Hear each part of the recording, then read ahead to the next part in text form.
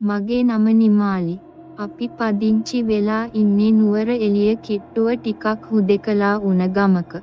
මගේ ගෙදරට හරියටම මීටර් කිහිපයක් එහායින් තියෙනවා පරණ බ්‍රිතාන්‍ය පන්නයේ බංගලාවක්.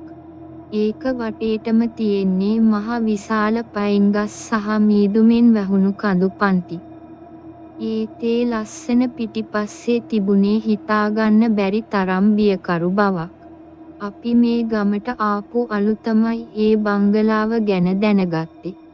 ගමේ මිනිස්සු ඒ පැත්ත පලාතේ යන්නේ නැහැ.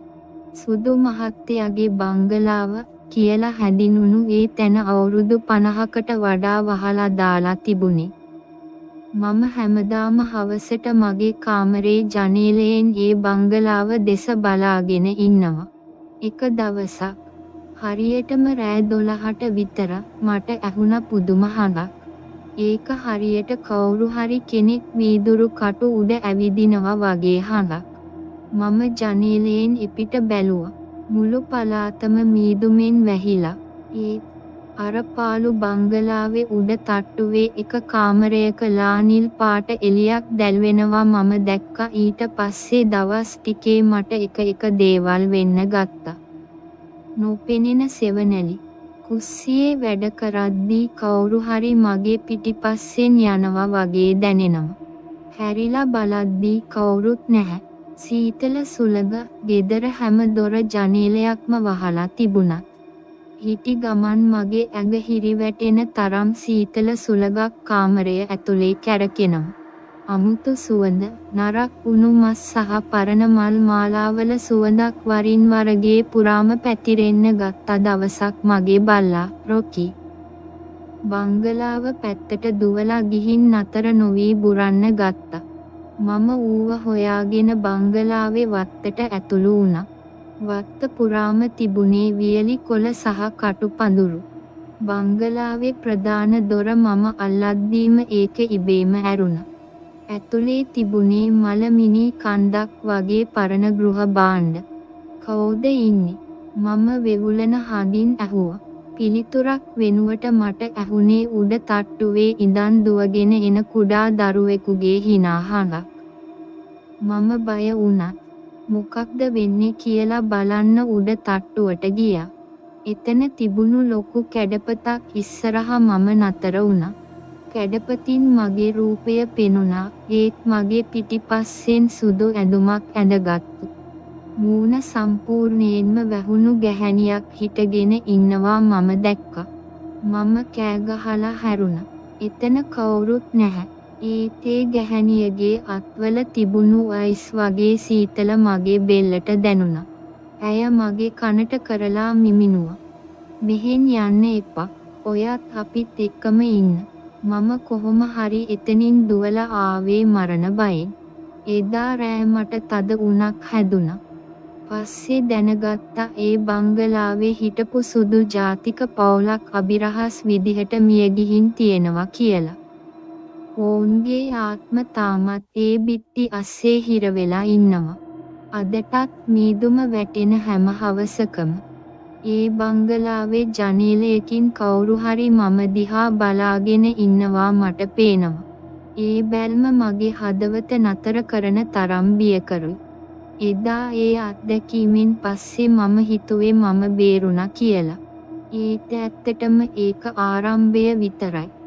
එදා රෑ මට හීනෙන් පෙනුනේ අර සුදු ඇඳුම ඇඳගත්ත ගැහැණිය මගේ ඇඳ ළඟ ඉඳගෙන මගේ කොණ්ඩය අත ගානවා. ඇගේ ඇඟිලි ඇයිස් කැට වගේ සීතලයි. මම ඇස් ඇරලා බලද්දී කාමරේ කවුරුත් නැහැ. ඒත් මගේ කොට්ටය උඩ පරණ වෙච්ච සුදු පාට රෝස මලක් තිබුණා. ඒකෙන් ආවේ අර මම කලින් කිව්ව මලමිනී ගඳමයි. පහුවදා උදේ මම තීරණය කළා මේ ගැන ගමේ ඉන්න පැරණිම මිනිස්සයා වෙන අතපතු සීයා හම්බ වෙන්න. සීයා මගේ කතාව අහලා මූණ අඳුරු කරගත්තා. "දුවේ, ඒ බංගලාව ඇතුළට ගිය කවුරුත් සැනසීමෙන් ඉඳලා නැහැ. 1940 ගණන්වල ඒකේ හිටපු එඩ්වර්ඩ් මහත්තයා Tamanගේ බිරිඳයි දරුවයි ඒක ඇතුළෙම මරලා දාලා තියෙන්නේ. ඒ කාන්තාව මිය යනකොට කිව්වලු මේ බංගලාවට අඩිය තියන ඕනෑම කෙනෙක් Tamanගේ පවුලේ කෙනෙක් කරගන්නවා කියලා. ඔයා ඒ දොර ඇරපු එක ලොකු වැරැද්දක්. සීයා කියපු දේ අහලා මම ගෙදර ආවේ වෙවුලමින්. එදා හවස ඉඳන් අපේ ගෙදර අමුතු දේවල් වෙන්න ගත්තා. මගේ අම්මා කුස්සියේ උයද්දි කවුරු හරි ඇගේ නම කියලා කතා කරනවා ඇහිලා තියෙනවා. තාත්තා රෑට නිදාගන්නකොට කවුරු හරි බර අඩි තියමින් සාලේ ඇවිදින හඬ ඇහෙනවා කියලා කිව්වා. හොඳටම බය හිතුනේ එදා රෑ 2ට විතර. මට ඇහුණා බංගලාව පැත්තෙන් පියානෝවක් වාදනය කරන හඬක්. ඒක හරිම ශෝකජනක තනුවක්. මම නොදැනුවත්වම ඇඳෙන් බැහැලා ජනේලය ළඟට ගියා. බංගලාවේ හැම ජනේලයකින්ම දැන් ලානිල් පාට එළියක් විහිදෙනවා. එකපාරටම මට පෙනුණා අපේ වත්තයි බංගලාවේ වත්තයි වෙන් කරන වැට ළඟ කවුරු හරි ඉන්නවා. ඒ අර සුදු ඇඳුම ඇඳගත්ත ගැහැණිය. ඇය ඇඟිල්ලක් දික් කරලා මට එන්න කියලා සංඥා කළා. මගේ ඇඟ ගල් වුණා. මට කෑ ගහන්න ඕන වුණත් උගුරෙන් සද්දයක් ආවේ නැහැ. ඇගේ මූණ දැන් මීදුම අස්සෙන් පැහැදිලිව පේනවා. ඇගේ ඇස් තිබුණේ නැහැ. ඒ වෙනුවට තිබුණේ කළු පාට හිස් ගොබ දෙකක් පමණයි. එකපාරටම මගේ පිටිපස්සෙන් දොරක් වැහෙන හඬක් ඇහුණා.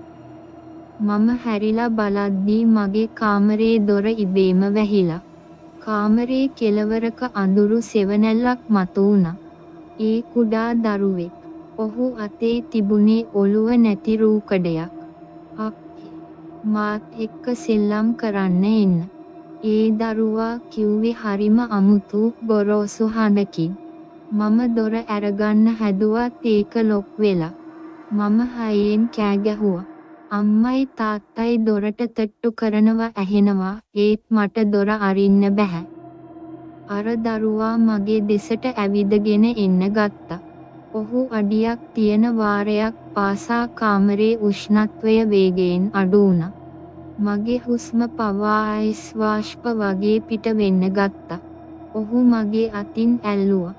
ඒ ස්පර්ශය හරියට මගේ හම පිච්චෙනවා වගේ දැනුණා. මම සිහි නැති වෙලා බිම වැටුණා.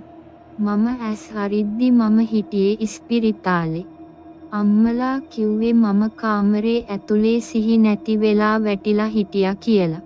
ඒත් මම දන්නවා ඒක හීනයක් නෙවෙයි කියලා. මොකද මගේ අතේ අර දරුවා අල්ලපු තැන අදටත් කළු පාටට කැලලක් තියෙනවා. අපි දැන් ඒ ගෙදරින් අයින් වෙලා ගොඩක් දවසක්.